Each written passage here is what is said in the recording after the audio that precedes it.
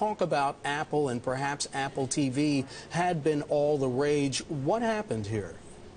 Well, it's a perennial question. Will Apple do its own television set? And a few years ago, 2013, there was a report out that maybe Apple had set aside the idea of doing a TV and was going to focus on doing the Apple Watch or doing a wearable, which we saw released or announced last year and then hit the market in the past month or so. And so they have been putting their efforts into the wearable market. And we've seen them try to beef up their Apple TV service, which is essentially a box that connects to your TV that then does other things via the internet.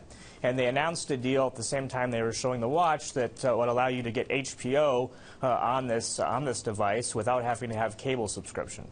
Hey, Tim, what this really pointed out to me is you have Carl Icahn yesterday sort of saying that a TV could be great for the company, could generate revenue of $15 billion next year, selling 10 million units. Then you have this journal report. What that says to me is questions about Apple's growth. How will it keep growing at this explosive rate? Yeah, that's been the question ever since Apple reported earnings, most recent earnings. Another blockbuster quarter, 2 blockbuster quarters in a row, driven by the new iPhone 6, 6 Plus, larger screens, which are really doing well in China. And investors are again asking what's next for Apple. It's a question Apple receives quite often is, can they continue the magic? Can they continue to capitalize on whatever secret projects they have in the works that they don't really want to talk about?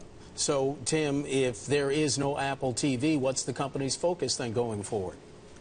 We're going to continue to see them in the entertainment space. They have acquired Beats Music, and we're expecting that in the next month or so we'll see more developments with that as they try to beef up their streaming music services. We're also expecting in the future here more over-the-top services for the television set, maybe other channels in addition to HBO that could be available on Apple TV that would really kind of create a more of an ecosystem in the entertainment world for your Apple devices.